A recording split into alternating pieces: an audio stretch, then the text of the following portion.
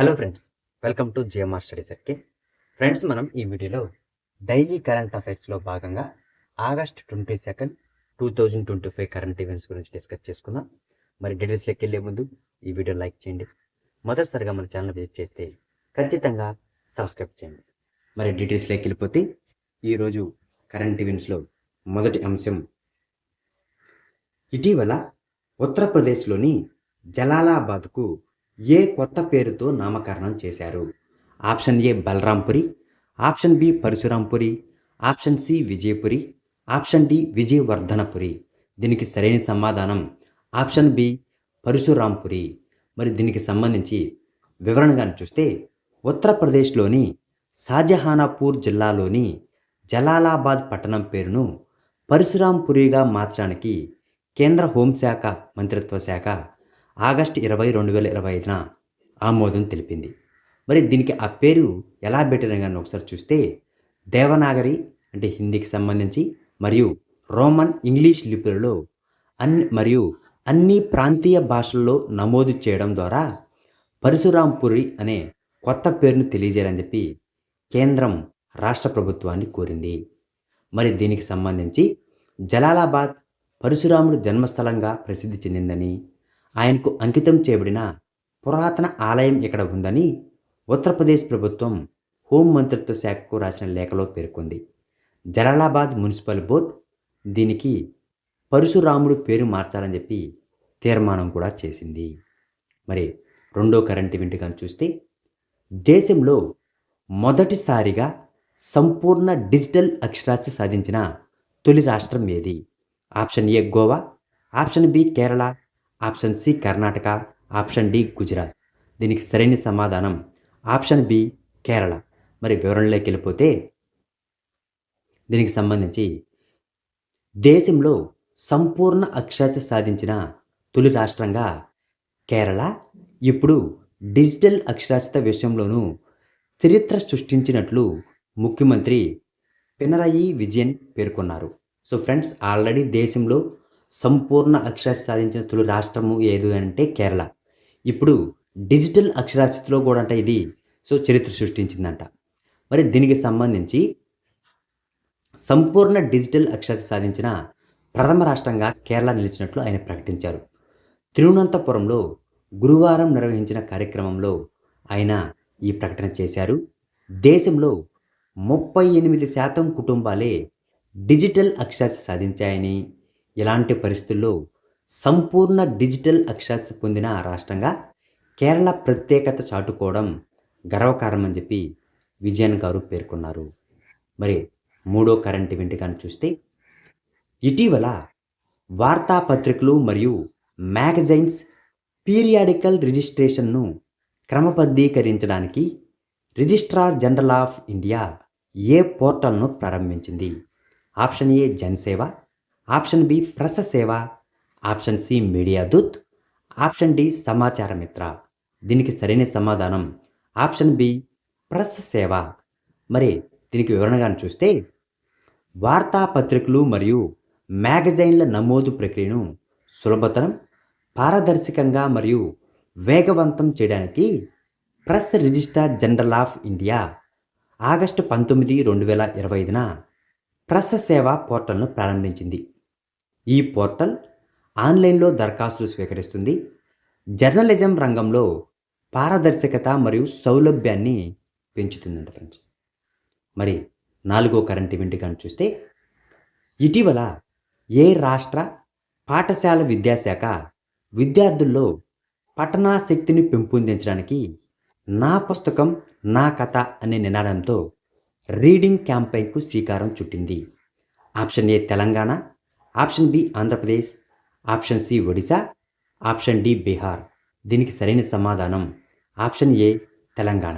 Friends, దీనికి సంబంధించి రెండు రోజుల క్రితం మనం కరెంట్ ఈవెంట్స్లో కూడా చెప్పుకున్నాము. కేంద్ర ప్రసార మరియు సమాచార మంత్రిత్వ శాఖ ఇక్కడ పిల్లల్లో పఠనాశక్తిని పెంపొందించడం, అంటే రీడింగ్ అలవాటుని పెంపొందించడం కోసం చోటా భీమ్ కామిక్ అనేటువంటి ఒక పుస్తకాన్ని కూడా రిలీజ్ చేసింది. చోటా భీమ్ కామిక్ అనేటువంటి పుస్తకాన్ని రిలీజ్ చేసింది. అదే మరి ఇప్పుడు తెలంగాణ కూడా విద్యార్థుల్లో పఠనాశక్తిని పెంపొందించడం కోసం ఇక్కడ నా పుస్తకం నా కథ అనే నినాదంతో ఈ రీడింగ్ క్యాంపెయిన్ పెట్టింది. సో, ఈ 2 రిలేషన్ లింకప్ టాపిక్స్ అనమాట. సో, గుర్తుంచుకుంటారని చెప్పి ఒకసారి గుర్తు చేశాను. మరి దీనికి సంబంధించి వివరణ గాని ఒకసారి చూస్తే, తెలంగాణ పాఠశాల వి విద్యాశాఖ room to read India trust సహకారంతో ఈ కార్యక్రమాన్ని ప్రారంభించింది. మరి ఆరో కరెంట్ ఈవెంట్ గాని చూస్తే, ఇటీవల ఆంధ్రప్రదేశ్ రాష్ట్ర అధికార భాషా సంఘంకు ఎవరి పేరుతో నూతన నామకరణం చేశారు? Option A Gidugu Rammurthy, option B Gurram Jashuva, option C Mandali Venkata Krishnarao, option D Buddhaprasad. దీనికి సరైన సమాధానం ఆప్షన్ సి మండలి వెంకట కృష్ణారావు. మరి దీనికి సంబంధించి వివరణ గాని చూస్తే ఫ్రెండ్స్, రాష్ట్ర అధికార భాషా సంఘానికి మండలి వెంకట కృష్ణారావు రాష్ట్ర అధికార భాషా సంఘంగా పేరు పెడుతూ రాష్ట్ర మంత్రివర్గం నిర్ణయించడంపై అవనిగడ్డ ఎమ్మెల్యే మండలి బుద్ధప్రసాద్ ముఖ్యమంత్రి చంద్రబాబు నాయుడు గారికి, ఉప ముఖ్యమంత్రి పవన్ కళ్యాణ్ గారికి, మంత్రివర్గానికి కృతజ్ఞతలు తెలిపారన్నమాట. మరి ఏడో కరెంట్ ఈవెంట్ గన చూస్తే, జాతీయ మహిళా కమిషన్, దీనికి బిట్ ఏమీ లేదు, డైరెక్ట్‌గా మనకు బిట్టు నేను ఇట్లే మ్యాటరే ఇచ్చేస్తున్నాను ఫ్రెండ్స్. మరి జాతీయ మహిళా కమిషన్ సభ్యులుగా పివి సింధు, మహేష్ భగవత్‌లను నియామకం జరిగింది. మరి దీనికి సంబంధించి ఒకసారి చూస్తే, జాతీయ మహిళా కమిషన్ సలహా కమిటీ 2025 సభ్యులుగా ప్రముఖ బ్యాడ్మింటన్ క్రీడాకారిణి పివి సింధు, తెలంగాణ అదనపు డైరెక్టర్ జనరల్ మహేష్ భగవత్‌లు నియమితులయ్యారు. సో, వీళ్ళు ఏ కమిటీకి నియమితులయ్యారంటే, జాతీయ మహిళా కమిషన్ సలహా కమిటీ 2025కు వీళ్ళు నియమితులయ్యారు ఫ్రెండ్స్. మరి ఎవరు అంటే పివి సింధు గారు, తెలంగాణ అదనపు డైరెక్టర్ జనరల్ మహేష్ భగవత్ గారు. మరి ఈ మేరకు మహిళా సంఘం ఒక ప్రకటనలో తెలిపింది, మహిళా కమిషన్ చైర్పర్సన్ విజయ కిషోర్ రహాట్కర్ ఆధ్వర్యంలో నడిచే ఈ కమిటీలో మొత్తం 21 మంది సభ్యులుగా నియమించారు. మరి దీనికి జాతీయ మహిళా సంఘానికి కమిషన్ యొక్క చైర్పర్సన్ ఎవరంటే విజయ కిషోర్ రహాట్కర్ గారు. అంతేకాకుండా మరి దీంట్లో ఇంకా ఎంతమంది సభ్యులు అంటే, ఐఐటి మద్రాస్ డైరెక్టర్ వి కామకోటి, ఫిక్కీ ప్రెసిడెంటు హర్షవర్ధన్ అగర్వాల్ ఇందులో స్థానం కల్పించారు. అంటే ఈ కమిటీలో 21 మంది సభ్యులు ఉంటారు. ఏది జాతీయ మహిళా సలహా కమిటీ 2025లో 21 మంది సభ్యులు ఉంటారు. దాంట్లో పివి సింధు గారు, తెలంగాణ అదనపు డైరెక్టర్ జనరల్ మహేష్ భగవత్ గారు, దాంతోపాటు ఐఐటి మద్రాస్ డైరెక్టర్ కామకోటి గారు, ఫిక్కీ ప్రెసిడెంటు హర్షవర్ధన్ గారు, వీళ్ళకి నలుగురికి స్థానం కల్పించారన్నమాట. మరి దీనికి సంబంధించి ఒకసారి మనము స్టాక్ జీకేలోకి వెళ్ళిపోతే, మహిళా ప్రగతికి కృషి చేసేందుకు 1990లో జాతీయ మహిళా కమిషన్ చట్టాన్ని రూపొందించారు. సో, జాతీయ మహిళా కమిషన్ చట్టం ఎప్పుడు రూపొందించారు? 1990లో. మరి 1990 ఆగస్టు 30న ఈ చట్టం రాష్ట్రపతి ఆమోదం పొందింది. సో, జాతీయ మహిళా కమిషన్ చట్టం ఎప్పుడు రాష్ట్రపతి ఆమోదం పొందింది అని అంటాడు. So, August 30, 1990లో. మరి 1992 జనవరి 31 నుంచి జాతీయ మహిళా కమిషన్‌గా ఏర్పడింది. సో, జాతీయ మహిళా కమిషన్‌గా ఎప్పుడైందంటే జనవరి 31, 1992 నుంచి.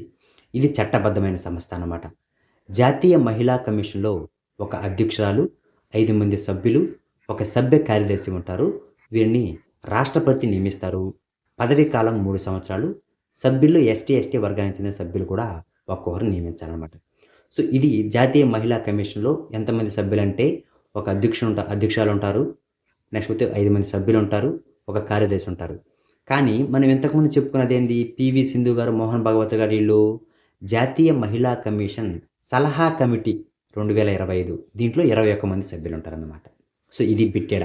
అందుకని దీన్ని నేను మీకు తీసుకొచ్చాను. మరి జాతీయ మహిళా కమిషన్ మొట్టమొదటి చైర్పర్సన్ ఎవరని గాని చూస్తే జయంతి భట్నాగర్ గారు. సో, ప్రజెంట్ ఉండేటువంటి ఈ యొక్క రహతక్ గారు 9వ చైర్పర్సన్ అన్నమాట.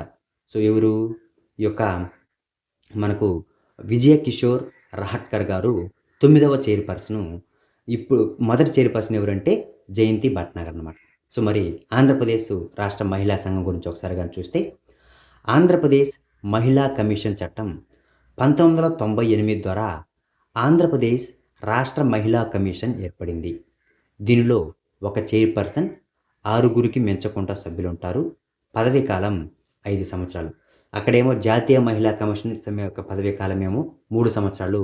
ఇక్కడేమో రాష్ట్రంలో వచ్చి 5 సంవత్సరాలు. మరి ఒక ఇక్కడ క్వెషన్ ఏంటంటే, ప్రస్తుత ఏపీ మహిళా కమిషన్ చైర్పర్సన్ ఎవరు?